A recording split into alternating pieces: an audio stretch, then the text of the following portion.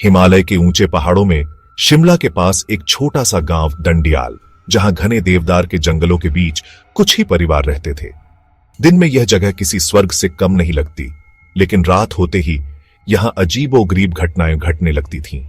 गांव के बुजुर्गों का कहना था कि वहां एक चुड़ैल का साया है जो रात में अकेले घूमने वालों को अपना शिकार बनाती है। पिछले कुछ महीनों में गांव से 3 लोग अचानक गायब हो चुके थे।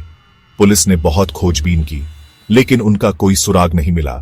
हर बार जब कोई गायब होता, तब गांव के बाहर स्थित पुराने कुएं से किसी औरत के रोने की आवाजें सुनाई देती थीं। कुछ लोगों ने दावा किया कि उन्होंने एक लंबी कदकाठी की औरत को सफेद कपड़ों में रात में जंगल की ओर जाते देखा था। गांव में रहने वाला रोहित 27 वर्षीय इन सब बातों पर विश्वास नहीं करता था। वह शिमला में एक होटल में काम करता था और हर रात बाइक से लौटता था। उसने कई बार लोगों का मजाक उड़ाया कि वे एक अफवाह को सच मान बैठे हैं। एक रात जब रोहित होटल से देरी से निकला, तो समय करीब रात के 12:30 बज रहे थे। घना कोहरा छाया हुआ था और जंगल के रास्ते में सिर्फ उसकी बाइक की हेडलाइट की रोशनी थी। जैसे ही वह गांव के करीब पहुंचा, उसकी बाइक के इंजन ने अचानक अजीब आवाजें निकालनी शुरू कर दी और कुछ ही सेकंड में बंद हो गई। उसने बाइक से उतरकर देखा, लेकिन कोई तकनीकी समस्या नहीं थी। तभी उसे पास के कुएं से किसी औरत के सिसकने की आवाजें सुनाई दी। वह कुछ घबराया, लेकिन हिम्मत करके आगे बढ़ा। उसने मोबाइल की टॉर्च जलाकर कुएं में झांकने की कोशिश की, लेकिन तभी पीछे से किसी ने उसका नाम पुकारा, रोहित। वह एकदम सिहर गया। उसने तुरंत पीछे मुड़कर देखा, लेकिन वहां कोई नहीं था। जंगल की ठंडी हवा अचानक और ठंडी लगने लगी। रोहित ने बाइक स्टार्ट करने की कोशिश की, लेकिन वह चालू नहीं हुई। तभी उसने देखा, सामने सड़क के किनारे सफेद कपड़ों में एक औरत खड़ी थी। उसके लंबे बाल उसके चेहरे को ढके हुए थे और उसका शरीर बिना हिले डुले खड़ा था। रोहित का दिल तेजी से धड़कने लगा। उसने हड़बड़ाते हुए फिर से बाइक स्टार्ट करने की कोशिश की और इस बार वह चालू हो गई। लेकिन जैसे ही उसने गियर बदला, वह औरत अचानक हवा में तैरते हुए उसकी ओर बढ़ने लगी।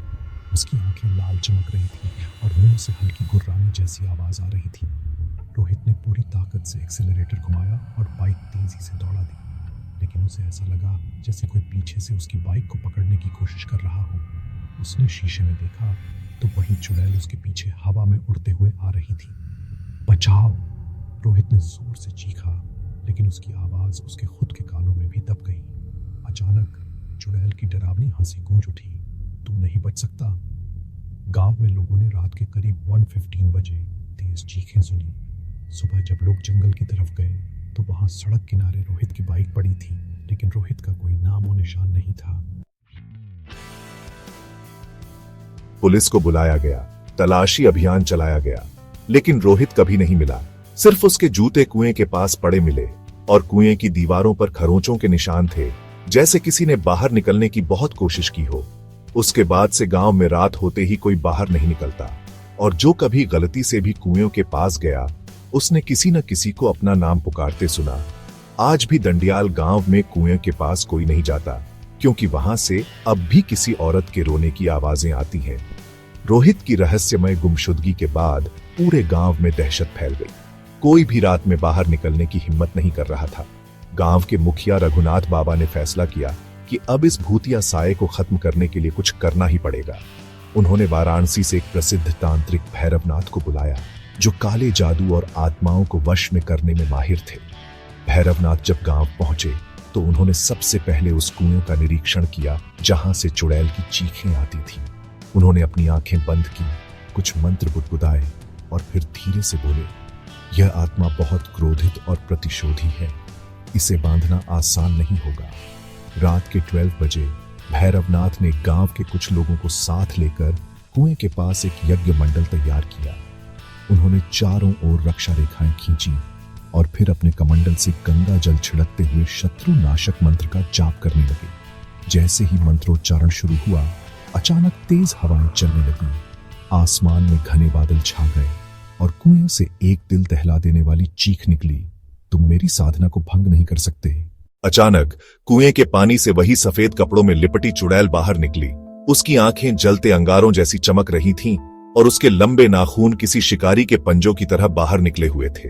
वह हवा में तैरती हुई तेजी से भैरवनाथ की ओर बढ़ी, लेकिन तांत्रिक ने अपनी माला उठाकर जोर से मंत्र पढ़ा।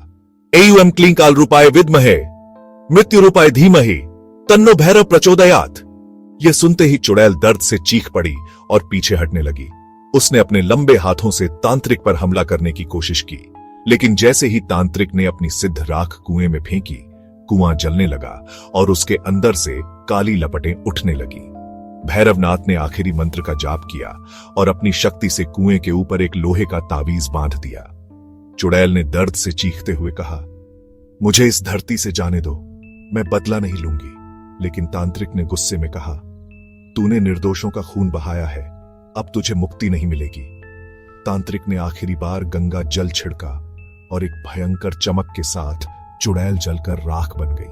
कुएं से उठती आग धीरे धीरे बुझ गई और एक अजीब सी शांति पूरे जंगल में फैल गई। उस रात के बाद गांव में फिर कभी किसी ने चुड़ैल को नहीं देखा और न ही कुएं से कोई रोने की आवाज आई। भैरवनाथ ने कुएं को पूरी तरह बंद करवा दिया और वहां एक हनुमान जी का मंदिर बनवा दिया। गांव वाले आज भी भैरवनाथ का आभार मानते हैं, क्योंकि उन्होंने दंडियाल गांव को चुड़ैल के आतंक से मुक्त कर दिया। लेकिन कुछ बुजुर्गों का कहना है कि अगर कोई रात के 12 बजे उस कुएं के पास जाता है तो उसे अब भी हल्की हल्की सिसकियों की आवाजें सुनाई देती हैं। अगर आपको ये कहानी अच्छी लगी हो तो वीडियो को लाइक करें, शेयर करें और चैनल को सब्सक्राइब करें। धन्यवाद।